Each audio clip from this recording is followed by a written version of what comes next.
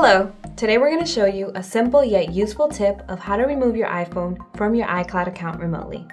Okay, let's get right to it and open up your web browser of choice. Go to iCloud.com. You will log in with your Apple ID and password. Keep in mind, removing your iPhone from your iCloud won't affect your iTunes, Apple ID, or anything linked to your iCloud account. Only your device will be unlinked. Once you're logged in, on the top right corner, you will see your name with an arrow facing down. Click on your name and select iCloud settings.